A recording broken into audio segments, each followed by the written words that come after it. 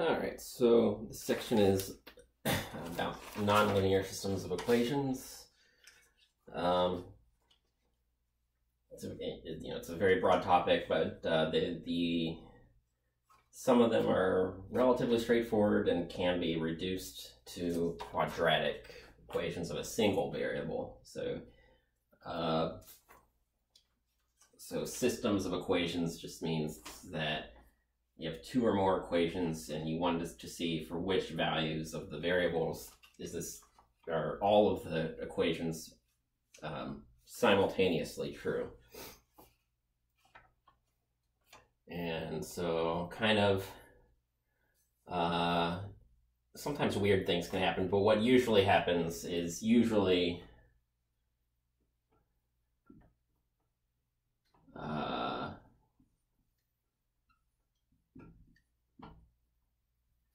well, it's a very loaded word. Sometimes weird things can happen. Sometimes your system of equations can have some kind of built-in contradiction that makes it impossible. But usually, the most common circumstance is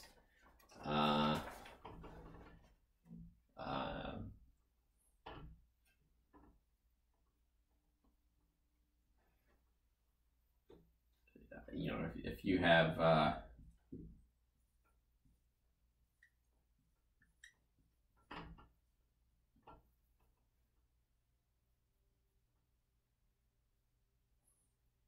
so if you have however many equations you have, you need the same number of variables, or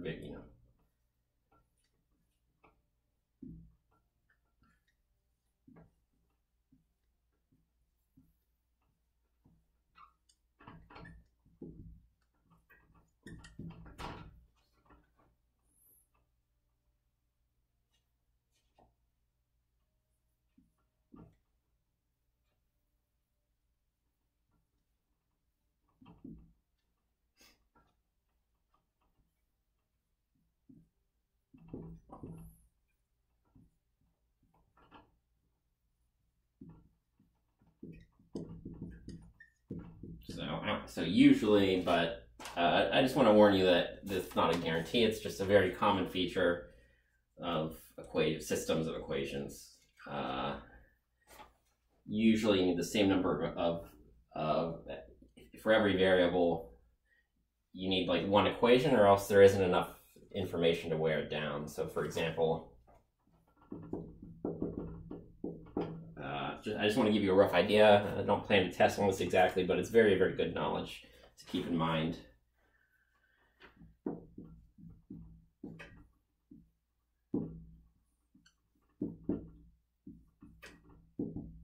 So this is one example of, we have two variables but only one equation, and that's just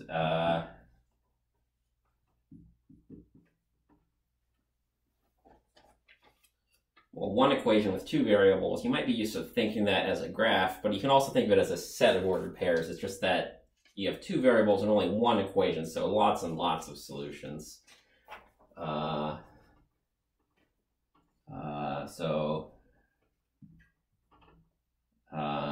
In the past, this is kind of what we've done. We've only done one equation at a time. So this is different from what we're going to do in this chapter, but yeah, sure. Y is equal to x plus 3. This is something that, just to compare and contrast. So x can be 1, x can be 2, x can be minus 1. There's lots and lots of solutions. Every point on this graph is an ordered pair, which gives more and more solutions. So when x gets all the way out to -3,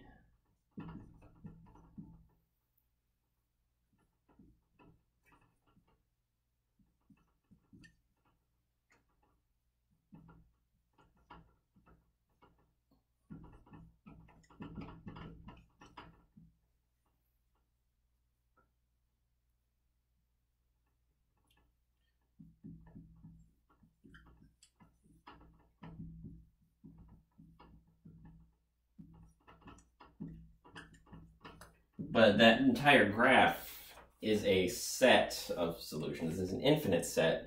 For each x, there's an ordered pair x, y. So 2, 5, 1, 4. but also, you know, plug in 1/2 for x, then y is 3.5 is yet another solution. So what are the features of this? Well, okay, we only had one equation, but we had two variables, so we got a lot of solutions, and that's pretty cool, and something to think about. You can sort of learn some stuff here.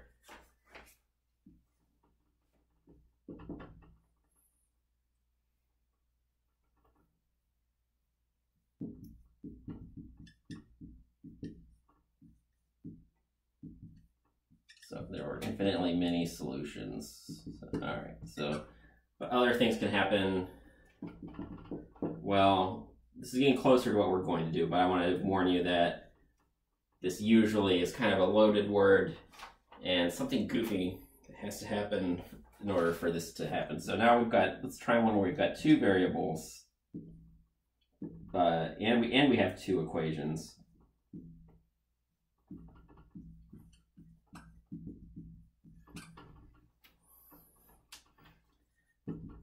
Okay, so now let's say we have y equals x plus 3, but then at the same time y is equal to x plus 4.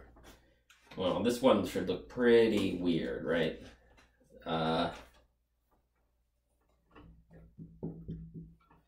So this is something that really shouldn't, if this comes up in like physics, then something like paradoxical, something that shouldn't be possible in real life is happening here. So what you have is that anytime you have one equation and you solve for one of the variables, you can plug that in any place you see y. So y is equal to x plus 3. So if you have equation 1 and equation 2, you plug this in for y. You plug, equation 1 in for y. Plug that into equation 2, and then you get the x plus 3 is equal to x plus 4. You subtract x, you get that 3 is equal to 4. So what that means is that if both of those equations were true at the same time, mathematics itself is just completely busted, and just nothing, there's no way you can ever make both of these true at the same time. So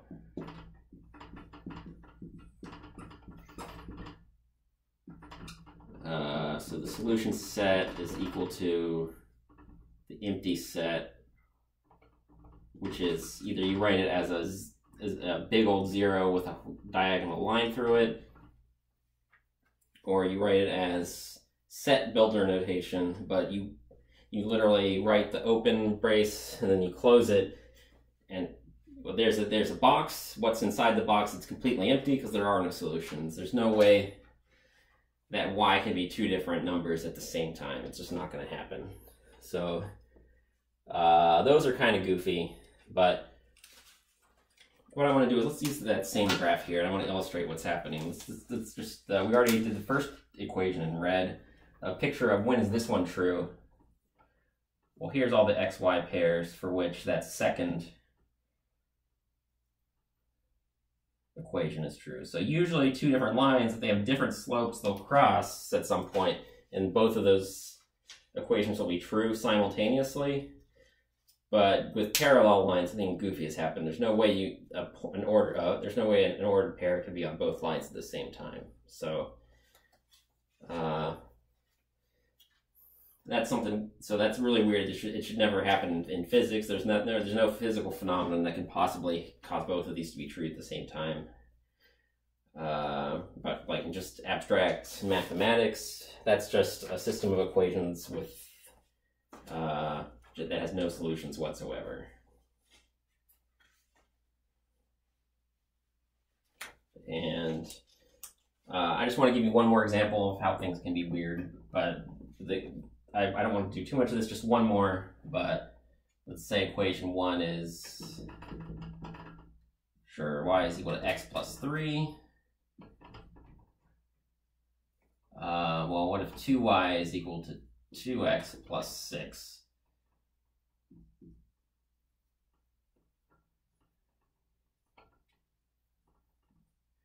Well, if that's what's given to us, then number 2, equation number 2 is the same as, well, you divide by both sides by 2, and then that just says that y is equal to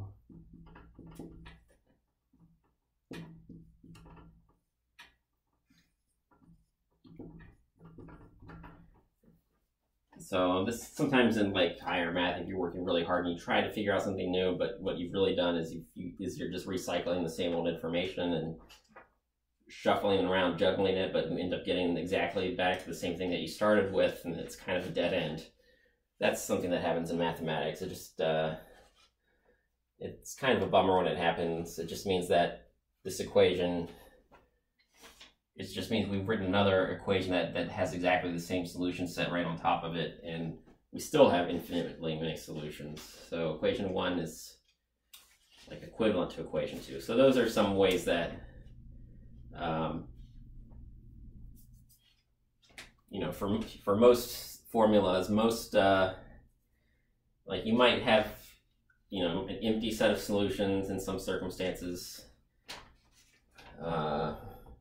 And the book has some nice illustrations of, you have one single equation with 2 variables is a graph of some sort, and maybe those 2 graphs, if you have 2 equations, maybe they cross each other, and that's really interesting, and that's a picture of a solution, what that looks like.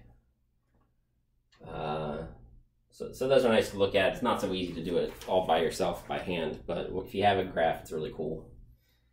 What I want to do now is I want to focus on how do we use algebra to, in the most typical circumstance, which is when there is 1 or 2 or maybe even 3 or 4 solutions for some of these. So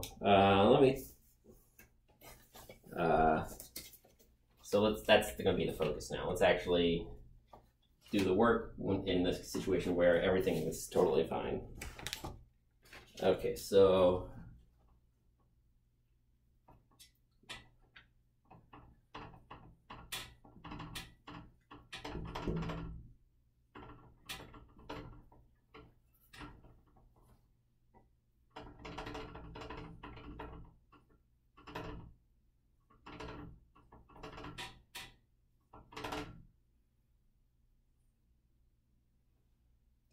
let me say this, solve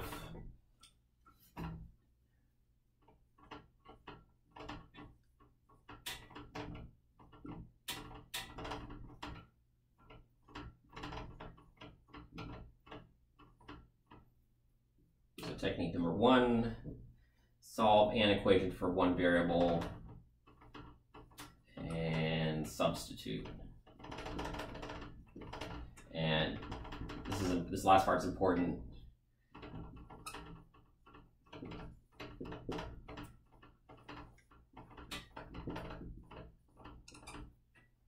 In order to get exactly the solution set, you have to use all available information. So if you solve one equation for one of the variables, you substitute that into the other equation. That's sort of technique number 1, and sometimes you even can use both of these in the same problem if it's a longer one, but you might have to use one of these more than once to get the final answer. So this is how you make progress anyway. The other technique is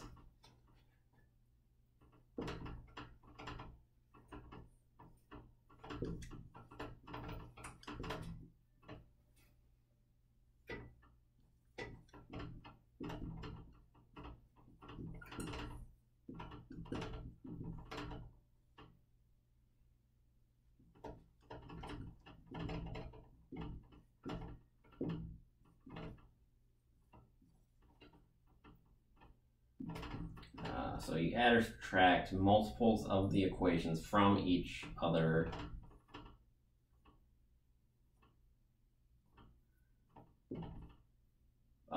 In particular, you do this to eliminate a variable.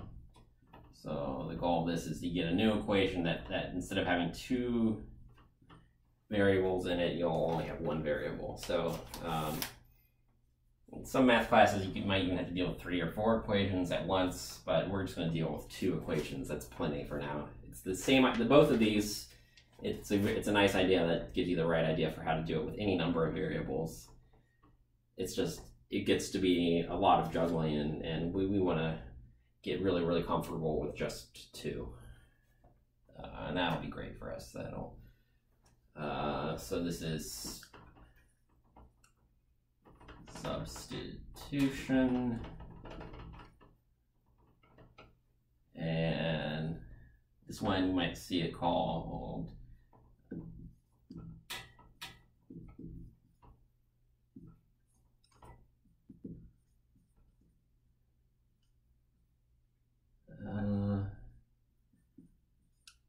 I don't know how often you see it called linear combination. I don't think the book even gives it a name. It just sort of does these and says, it just sort of does it in words, like this is what we're doing. They sort of word it this way, but sometimes, there are kind of, so linear combination just means, well, you have 2 different things, you add them, well, you don't just add or subtract them, you might have to double one of them, so you double one, then subtract it, or just whatever it takes to get rid of one of the variables, whatever looks the easiest. So getting rid of the variables means that's where you start. If you do one of these 2 things, then you can solve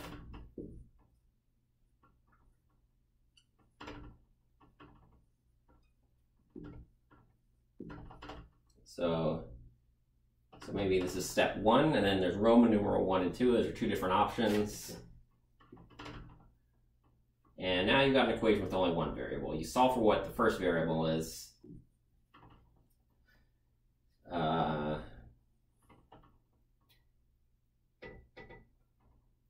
And then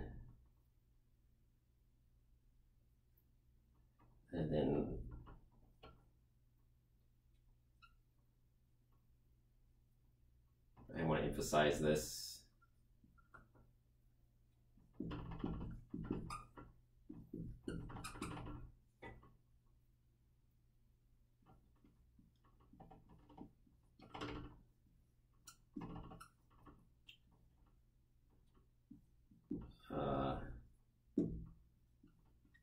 I'll show you what we mean. It's easier. It's a lot easier to just say what I mean by number 3 by just working out a problem. So for a lot of these,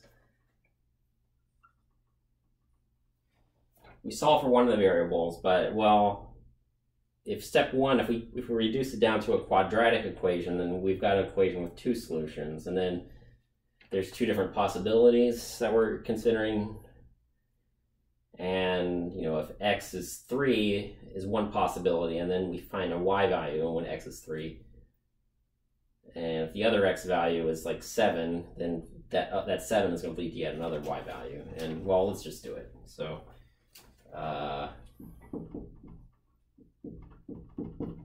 so this is book section 7.4. That's where I'm finding these problem numbers. So problem number 8. So this one's pretty straightforward. So we got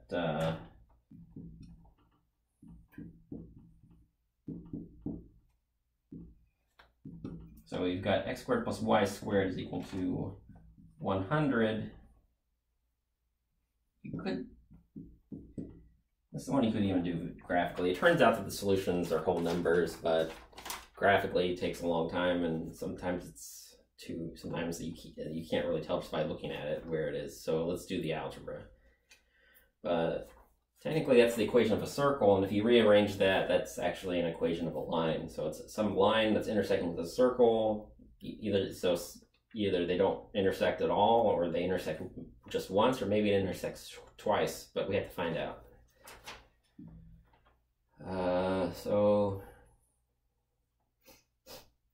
So probably the easiest thing to do here is just going to be substitution. So I can't quite just add or subtract these from each other. I would have to like solve for y and then square both sides if I wanted to eliminate y, for example. But I really just want to do substitution here. Something I like to do is I like to, I don't know why I'm calling that one. I'll just number them in the order that they were given. I like to refer to them.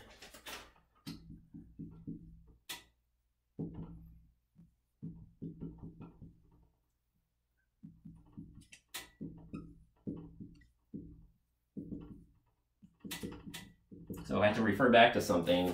Well, I don't want to just draw arrows pointing at, it's like, oh, I use this and I plug this into here, and it's like it looks like a bunch of long arrows pointing at each other. Well, if I label it and I make a reference to it, that's, you know exactly what I mean. It's clearly labeled, and it's like, okay, I plug that into number 1. What do I do here? Y is x plus 2, that thing is squared, and then the result is 100. So that's cool. So let's see, what do we get? X squared plus 4x plus 4 is equal to 100. So 2x squared plus 4x minus, you subtract 100 from both sides, you'll get negative 96 here, and that's equal to 0.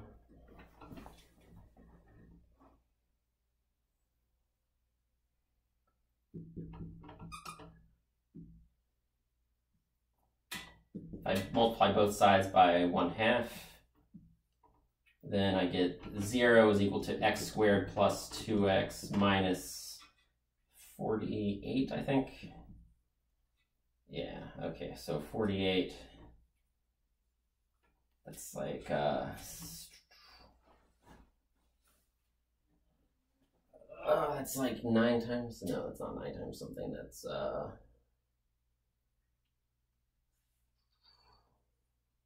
why am I drawing a blank? I think it's 8 times something. Yeah, 6 times 8. So that's 6 times 8. And I want them to add up to positive 2. Okay, so there we go. So x minus 6, x plus 8. There we go. 6 times 4 is 24, 48, negative, and then minus 6x plus 8x, you get positive 2x, and there we go. So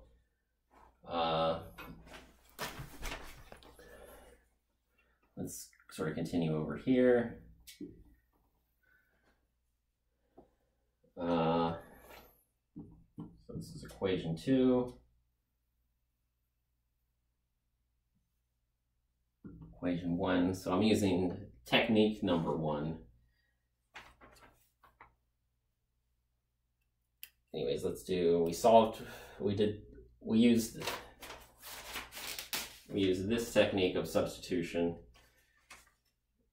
We solved for one variable, and now I have to split this into cases. So what I'm saying here is x is equal to 6. Well, I haven't said, I was trying to solve this entire equation. I said, yeah, x is 6. Well, that's not the whole story, because I haven't said what y is. So we know what x has to be, but now this one is quadratic, this one is just straight up linear. So y is just, or we can use this. I can call this anything that results from equations 1 and 2. That's a new, you can give that a name as well. So number 3 says that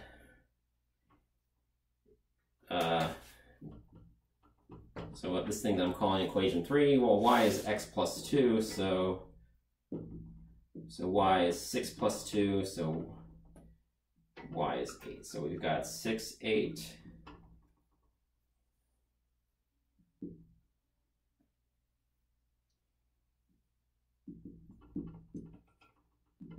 So in case number 2,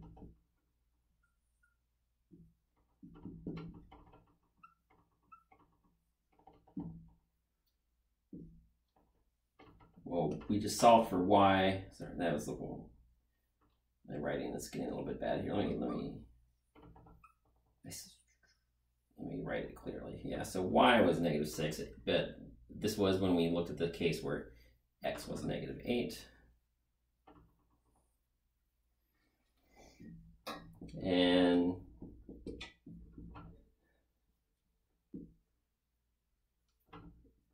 it depends on, like, some textbook authors, they specifically would ask for a set of solutions.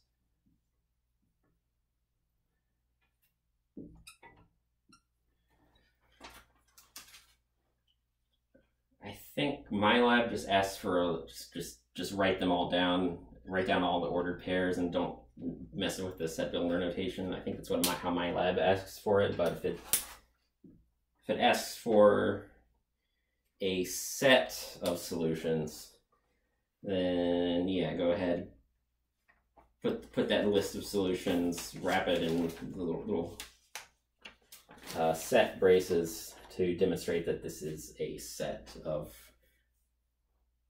x-y pairs. So x equals 6 does not automatically make these things true. X has to be 6, but then y also has to be 8, and then you have an ordered pair that's on this line and simultaneously on that circle with radius 10. So that's a pretty good picture.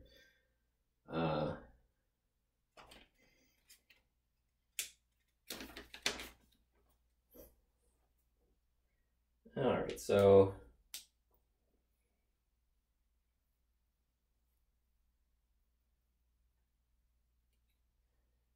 where's I want to do at least one where sort of linear combinations is kind of the nicest. So problem number 22 looks pretty nice. Yeah, let's do that.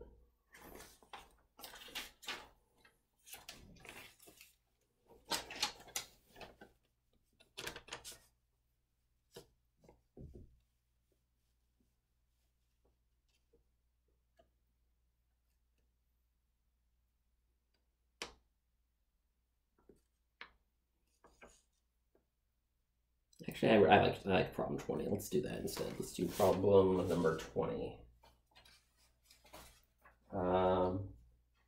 It's not a ton of space, but I do like to keep these remarks up there. If this were like not the pandemic, I would have twice as much board space, and I could just, this would be on one dry erase board, and then individual problems could be on another board. And,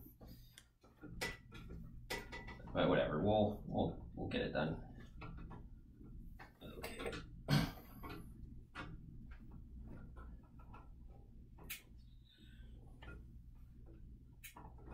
So number 20.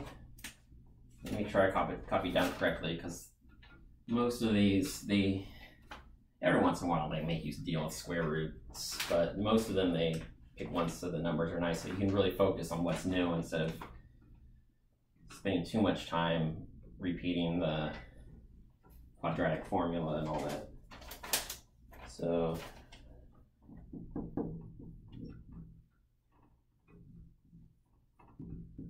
solve the system. X squared minus y squared is 16. Okay, so this is something else. It's called a hyperbola. Those are a little bit weird. If it's minus instead of plus, everything is totally different about it. And it is what it is. It's something different.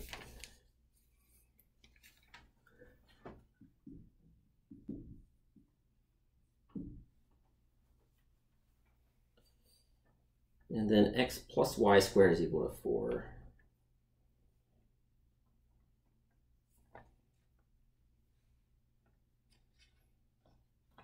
Yeah, this one's actually pretty interesting. I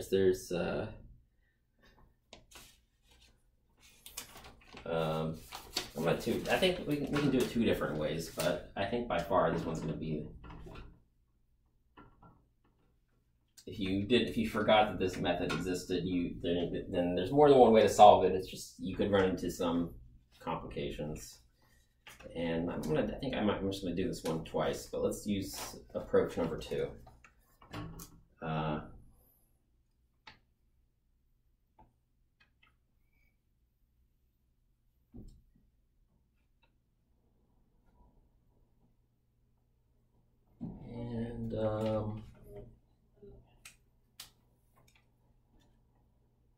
Yeah, so let's just do it. Okay, so this one, well, this one is very, very convenient. These are already negatives of each other, the y squared and the minus y squared.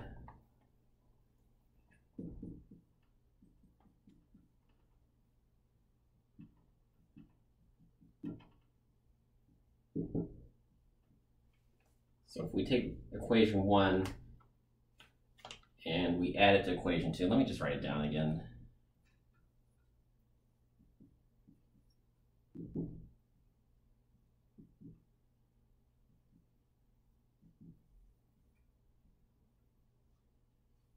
Well, it's like we added 4 to both sides.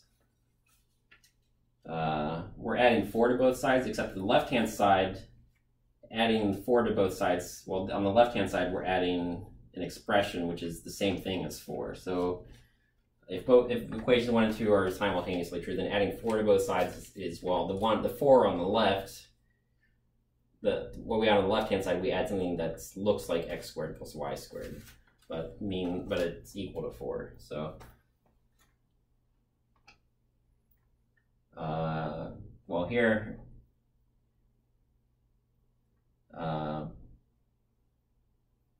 yeah, so just 1 copy. So positive 1 times that, we get 2x squared plus 0 is equal to 20. So x squared is equal to 10, so x is plus or minus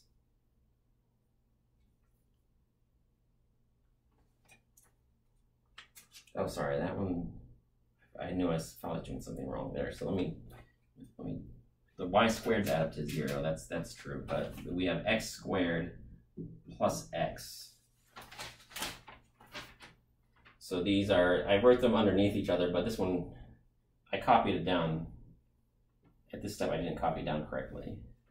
Okay, so we have x squared plus x, we subtract 20 from both sides, and that's equal to 0. Okay, so x plus 5, x minus 4, so that means x equals 4, or x is minus 5. So then, well, okay, so there's 2 different cases here. So x equals minus 5, and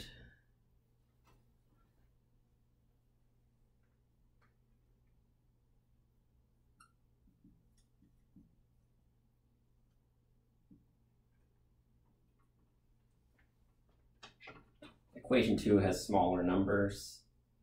So if we're in this, there's 2 possibilities. We're looking at the x equals minus 5 possibility.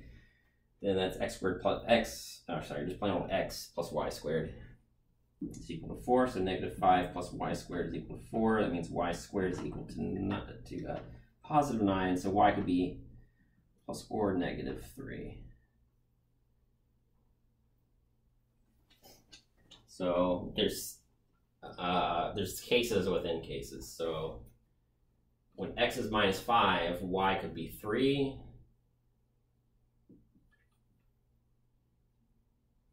When x is minus 5, y could be minus 3. And what else do we have? X equals 4, and then we have x plus y squared equals 4. So 4 plus y squared is equal to 4. Okay, so y squared is equal to 0, which means y itself has to be 0. Square anything else, you get a positive number. So that's kind of interesting. So the case where x is negative 5, there were 2 different y values that were possible, but something weird happens at x equals 4. It looks like there are going to be 2 more possibilities, but actually there only ends up being 1. And probably be good to check your answer. So what happens? Negative 5 plus 9 is equal to 4. Negative 3 squared is also positive 9. You get 4. 4 plus 0 is 4. So let's see, that second one's true. And then 25 minus 9 is 16. 25 minus 9 is 16. 16 minus 0. So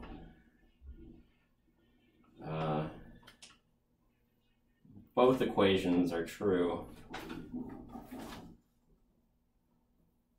for every single one of these. And let's not lose track of where we are. We've got x is -5, which leads to 2 possibilities for y, and then when x was 4, there's only 1 possibility, and that's what we got.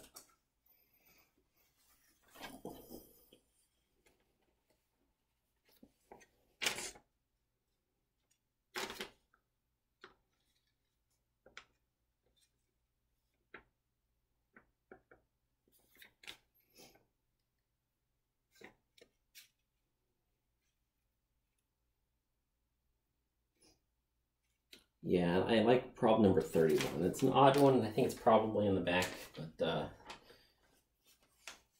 I would like to have a little more board space. So I'm gonna.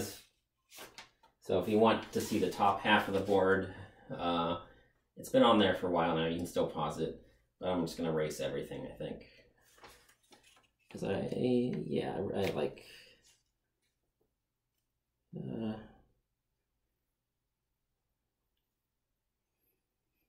Which problem was that?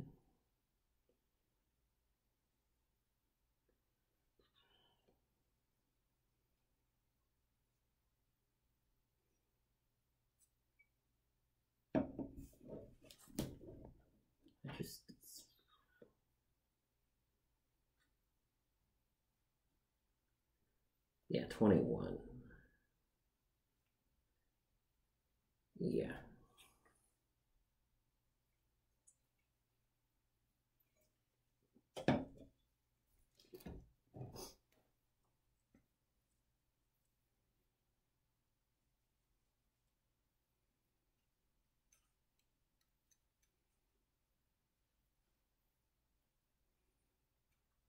Yeah, okay, so yeah, let's just do that. Okay.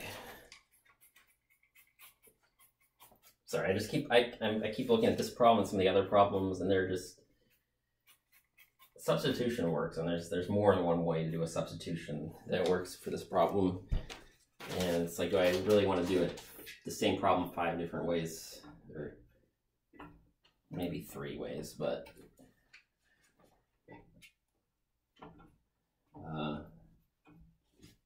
eventually you're going to get the same answer anyway.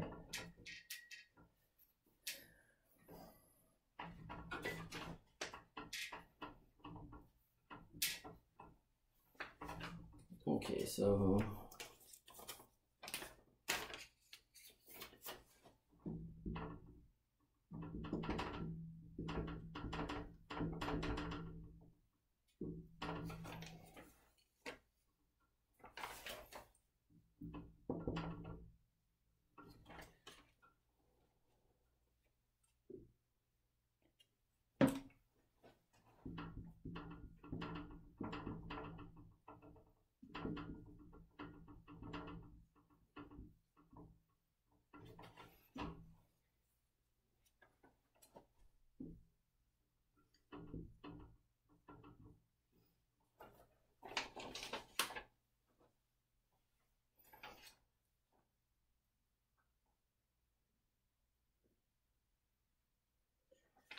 yeah, so this one, let's see what we get.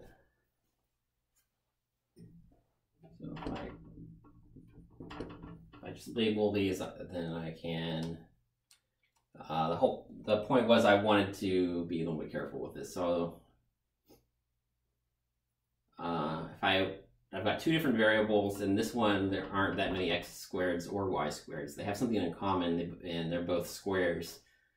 So I could either subtract 16 of these, or I could subtract 9 of these. And I like smaller numbers. There's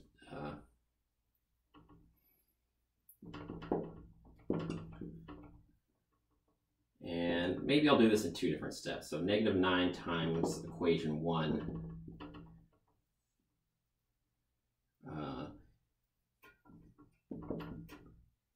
Maybe I'll break it up in 2 steps. So here's equation 2.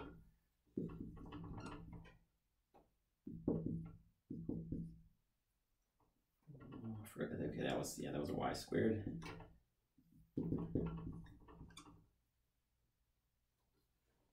Nine times equation 1. So negative 9 times equation 1 means negative 9 times the left-hand side equal to negative 9 times the right-hand side.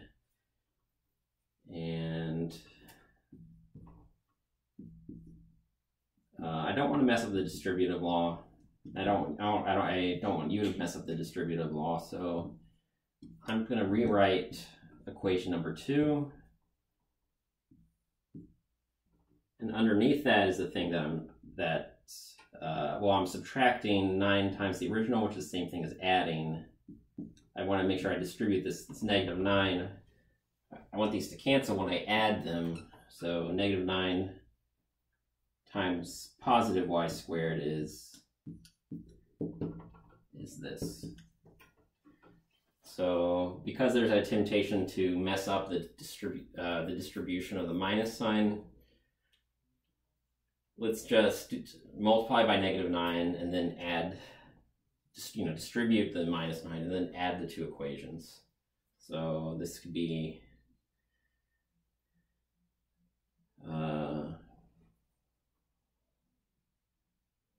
we're left with 7x squared. This there are no y squareds left over, and then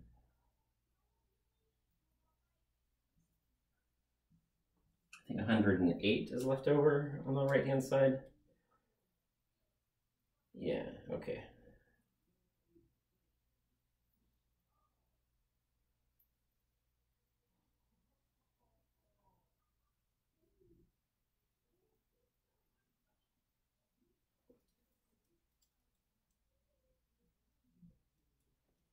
Let's see, do we really get whole numbers here, or does it end up being something weird? So I think that looks like, yeah.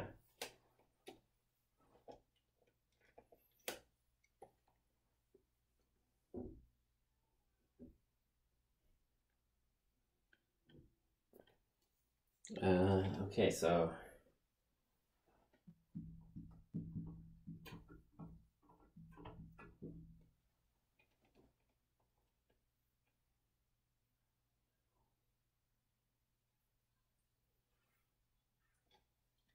yeah, so I guess that's fine.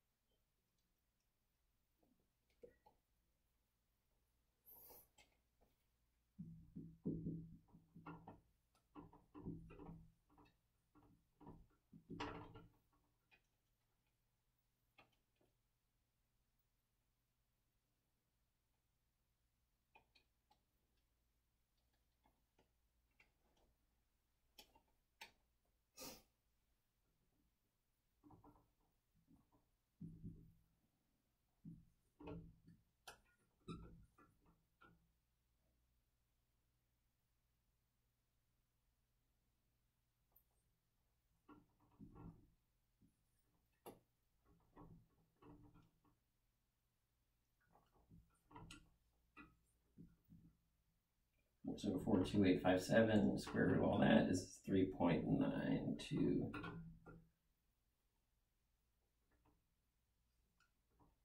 If I round it, then 3.928. But that's the exact form of it. And if we use equation 1 with this,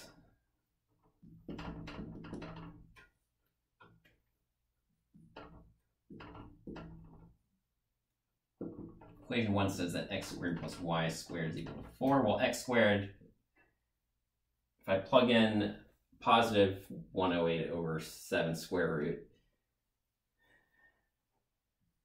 it's I'm squaring the x. So this is, sometimes it matters, but this time it doesn't matter. So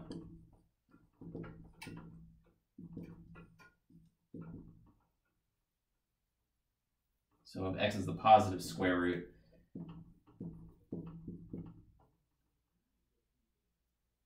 then y squared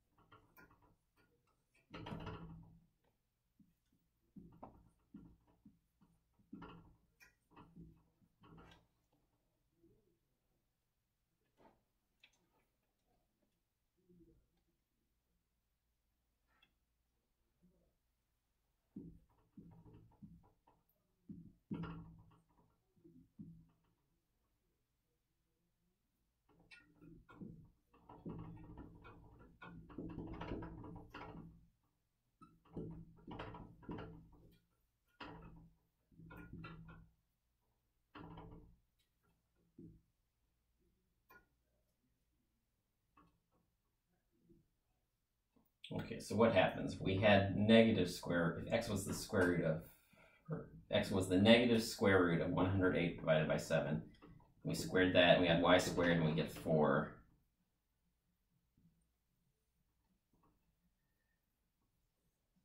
Then the work becomes exactly the same. So we get to the next step, we get the exact same equation for y. And the same conclusion is that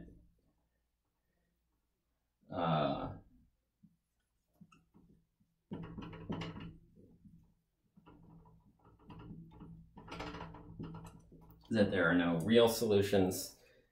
And we're kind of, for the assigned problems, I double-checked the test, and I made sure that I removed the problems that had imaginary solutions, because we're not, those are a little bit weird, and we're doing it just one day at a time. Right now, we're not worrying about that. If you take another math class, you'll see it pretty soon. But if you want, if the question is, how many dollars do you have to spend to get the desired outcome? Well, you can't spend imaginary dollars. It's if you're limited to only being only real numbers being meaningful to your application, then there's nothing more we can do here. So it's a pretty reasonable problem. It just turns out that the solutions were all imaginary at this time.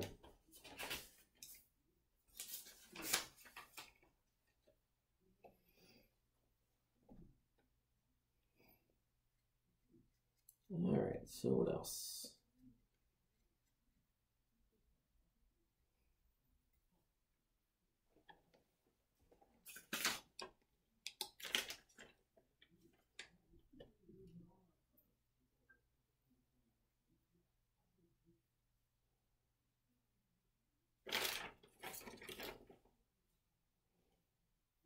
Where's the one that I really wanted to make sure I did? Number 36. Okay, so this.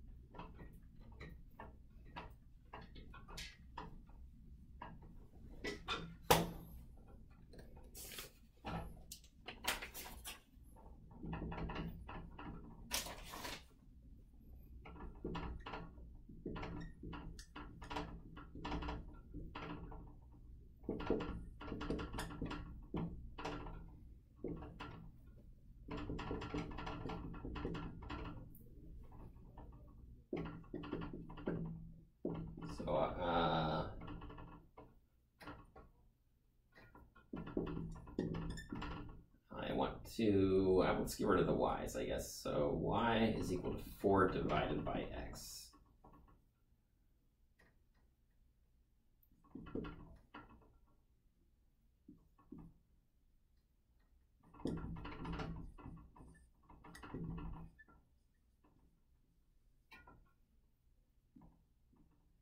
So let's write down another copy of equation 1. And if y is 4 divided by x squared plus 4 times, well, let's not be too hasty. Here's y.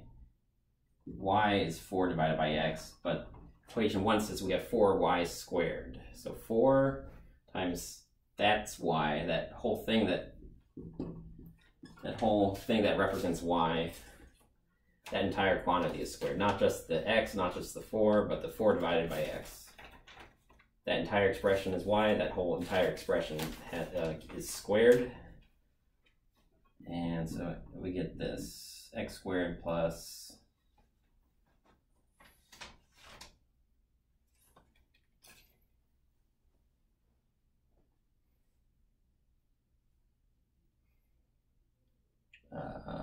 you end up getting 4 times 16 over x squared is 20.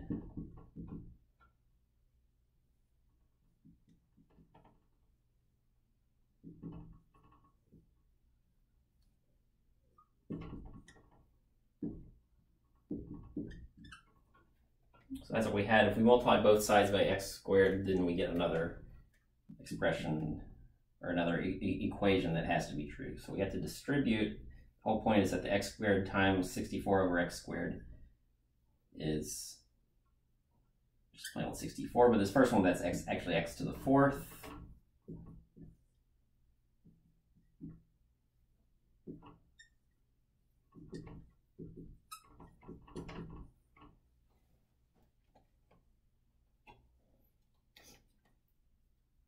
And let me use another color here. There's a little pattern here, and it's like if there's a common factor, you factor it out, but there's no common factor.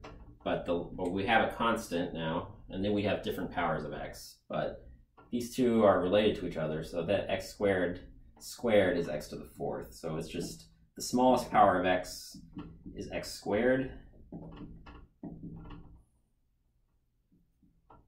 which just means this. If I take the smallest power of x and I call it z, then this is z squared. So let me just put 2 underlines here. So that's z squared. So z squared minus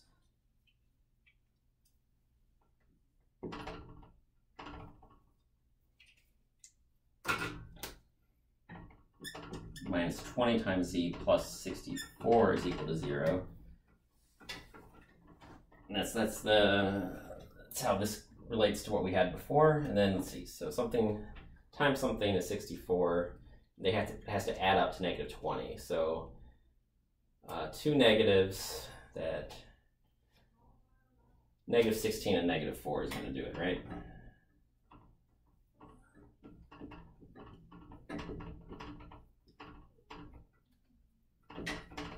So multiply, you get positive 64. And then the middle and the outer, you get these two have to be multiplied and these two have to be multiplied. You lose 16z and 4z.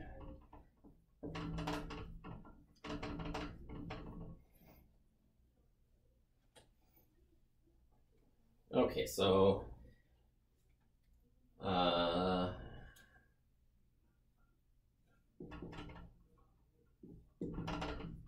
z is just, we don't really want z in our final answer. What we really want is x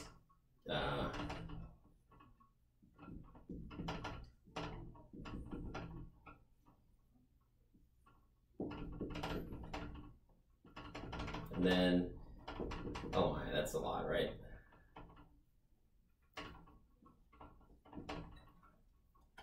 All right, so what can we do with this?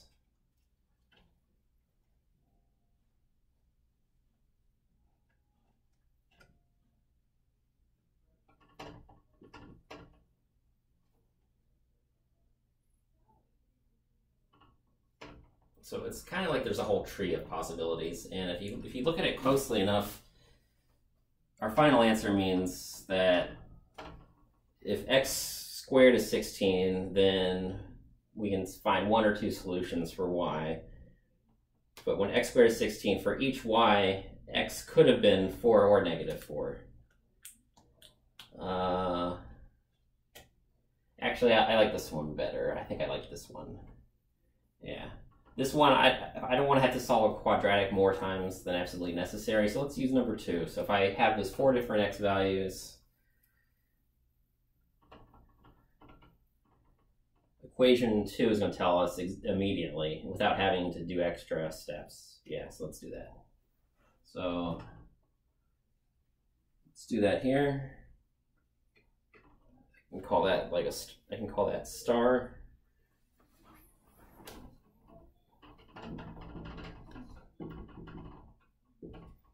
So I found my x, 4 different x's. I plugged that into 2. So 2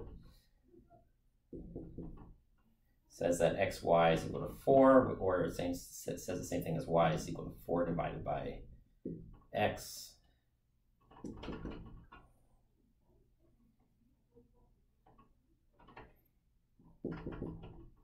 X could be 4, and then this says that y is equal to 4 divided by 4, which is 1.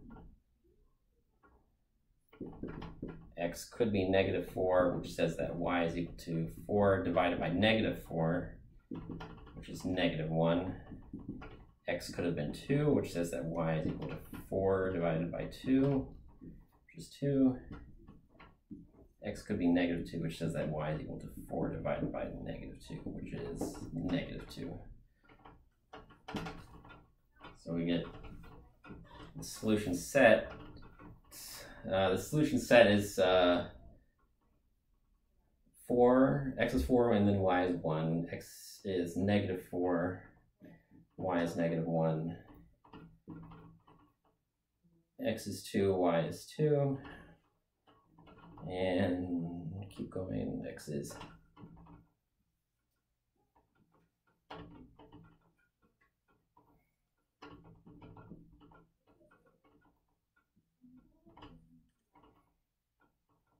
so don't get it backwards. So just keep track of which one is which. It's if the variables are x and y, it's customary to put the x first and before the y, because that's the assumption that everyone's going to start with. So if for some reason you solve for y as your first step, then even if you solved for y equals 4 and then you found x equals 1, well, that's what this is saying. But that's not what we got. What we got was x was 4 and y was 1. So whatever you solve for first, it doesn't go here necessarily. X and then y. And there's just a little thing to double check when you write down your answers. You know, the 2 different variables, they have names, and then there's the standard order if it's a and b, or if it's x and y. It's usually alphabetical order, unless there's some unless there's some context such as physics, and then maybe there's in some very special situation those variables are sort of in the way that the problem is stated. They're going to tell you up front, okay, the pairs of the ordered pair of variables goes in this order just because that's customary for whatever they're studying.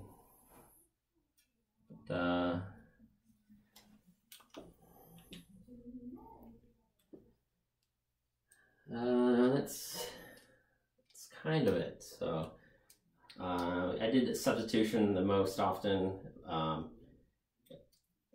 Just that one problem where it turned out that there were no solutions just because the solutions were all imaginary. That one I did the adding and subtracting to eliminate variables. It's a really cool trick when it works. So substitution kind of always works. It's not always the fastest, but it's usually not that bad. And for these kinds of problems, substitution will eventually get you to the answer. And I did want to remind you, I think I skipped ones that were like this for one of the previous homeworks. I believe the book had some problems where you solve quadratics and then something like this happens, and then it's like, well, you're not in trouble. It's just you solve for z, and then so you might want to look at this kind of closely, because I'll probably include one like that pretty soon. But yeah, it's kind of a long one, so just a couple of ideas, and then it's just you just do the problems, and that's kind of it.